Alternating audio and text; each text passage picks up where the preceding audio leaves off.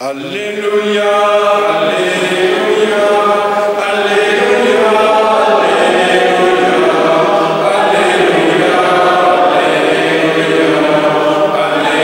Alléluia, Alléluia, qui fait la volonté de Dieu.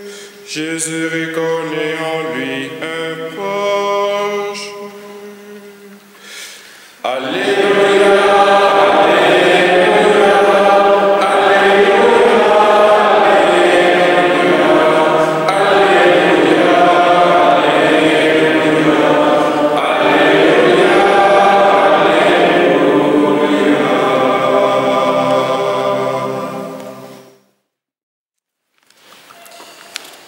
Chers frères, comme je sais que vous êtes extrêmement fatigués en cette fin d'année studieuse, enfin j'espère qu'elle était studieuse, aujourd'hui il n'y aura pas 3 mots, une fois n'est pas coutume, il n'y en aura que 2.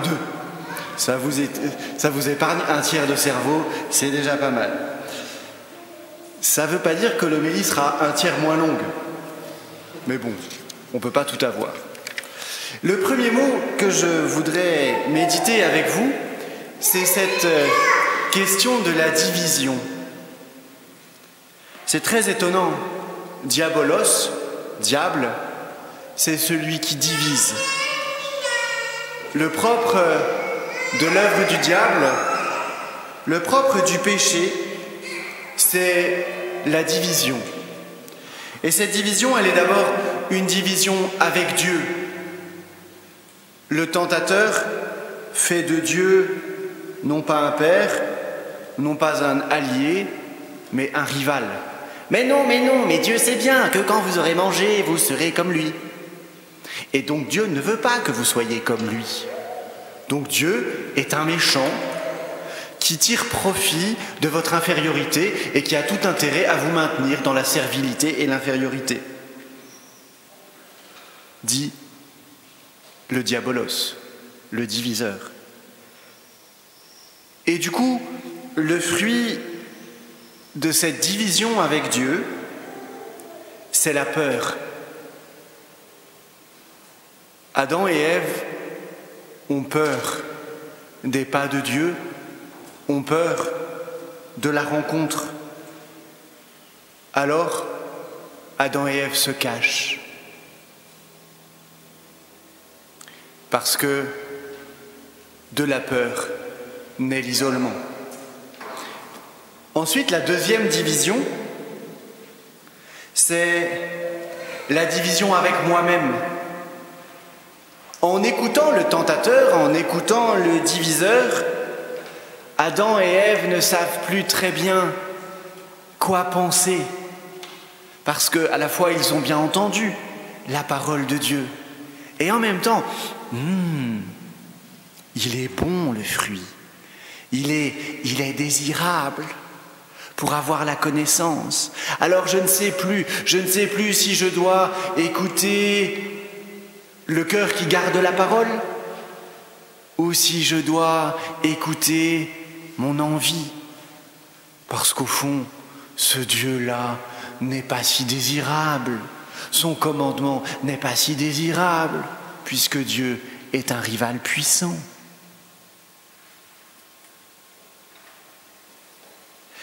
Et du coup, le péché qui me divise à l'intérieur de moi-même me met moi-même au centre de moi-même. Le propre du péché, c'est l'auto-centrement.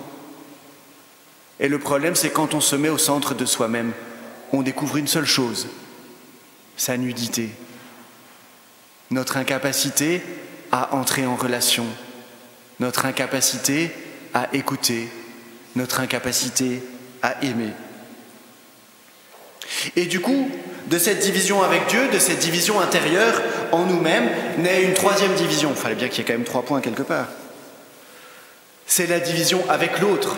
C'est la femme que tu as mise auprès de moi. Donc en gros, le péché originel, c'est la faute d'Ève et de Dieu. Hein? Adam, y est pour rien, t'avais qu'à pas, toi, me mettre cette femme là. C'est étonnant comme le propre du péché qui me divise avec l'autre, il me déresponsabilise ou il veut me déresponsabiliser. C'est pas moi, c'est l'autre.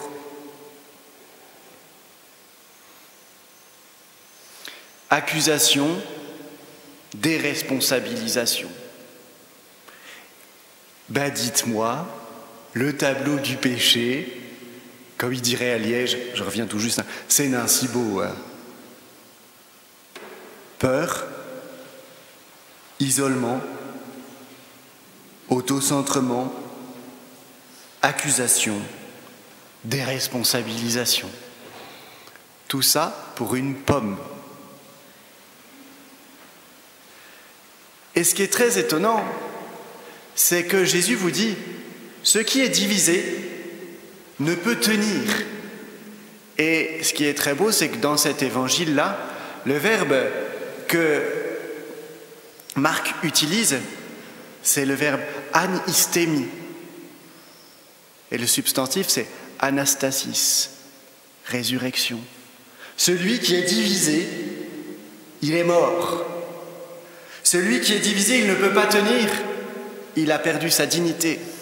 Celui qui est divisé, il est lié. Il a perdu la liberté.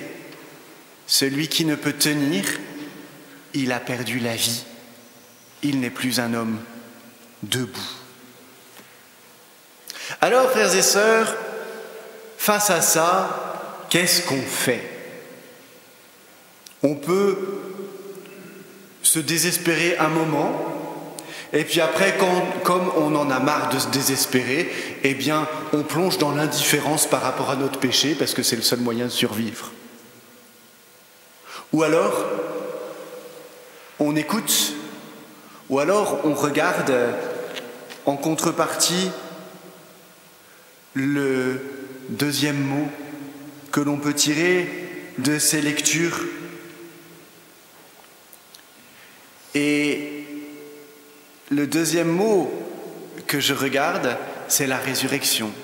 C'est ce que Paul nous disait. C'est très étonnant, l'œuvre de vie, ce que Dieu fait. Nous sommes ressuscités avec. Nous sommes placés auprès de lui. Oui, face à la division du péché, le Seigneur nous offre la communion à sa résurrection. La résurrection n'est pas seulement un événement historique de la résurrection du Christ.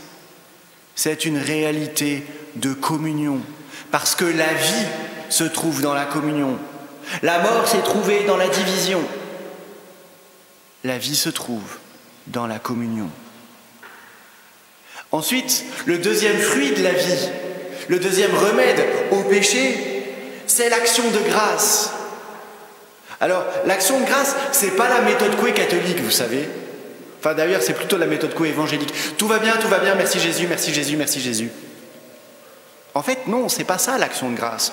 L'action de grâce, c'est pas de faire semblant de se persuader que tout va bien quand tout va mal. L'action de grâce, c'est de faire circuler la vie.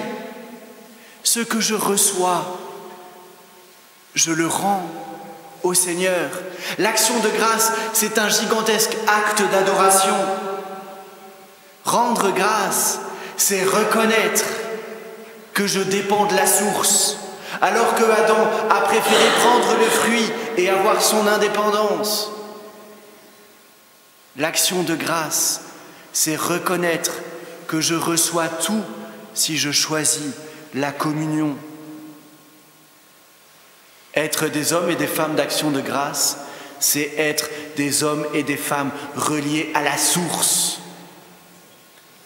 C'est la différence entre la marouille du péché et la source d'eau vive. Et du coup, le troisième effet de la résurrection, si le premier et le troisième remède au péché, si le premier remède c'est la communion, Le deuxième remède, c'est l'action de grâce. Si je poursuis la lecture de la deuxième lettre aux Corinthiens, le troisième effet de la résurrection, le troisième effet de la vie chrétienne, c'est la transformation.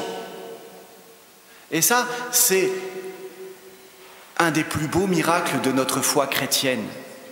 C'est le lieu de notre propre fragilité, le lieu de notre péché, le lieu de notre incapacité. Notre homme extérieur qui s'en va en lambeaux, c'est le lieu où le Seigneur va venir nous rejoindre. Le Seigneur est assez puissant pour faire de tous nos lieux de mort, de tous nos lieux d'échec, le lieu où il va venir nous chercher, où il va venir nous transfigurer. La question est de savoir, est-ce que je reste enfermé sur moi ou est-ce que j'ouvre mon péché, ma faiblesse, mon incapacité à la vie de Dieu? La résurrection, elle est communion, elle est action de grâce, elle est transfiguration. Et la résurrection, enfin, si je poursuis le texte de saint Paul, heureusement qu'on n'a pas toute la deuxième épître aux Corinthiens, sinon ça durerait trop longtemps. Le quatrième effet de la résurrection, c'est la demeure. En ressuscitant, le Christ nous a ouvert la demeure du ciel. En ressuscitant, le Christ fait de nous la demeure de son Esprit Saint. Et là où ne demeurait sous l'effet du péché que l'auto-centrement, la peur, l'accusation, naît la communion. Et notre cœur redevient par la grâce du baptême le temple de l'Esprit Saint, le temple de la Trinité.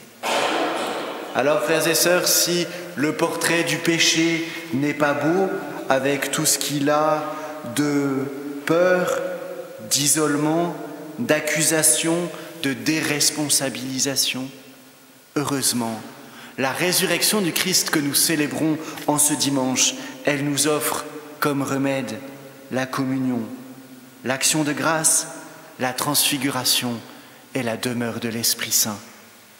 Alors, frères et sœurs, nous n'avons qu'une seule chose à faire le pas de la liberté et nous avancer tels que nous sommes avec notre péché vers l'autel de la grâce pour recevoir en ce dimanche, dans l'Eucharistie que nous célébrons, toute vie et toute miséricorde. Amen.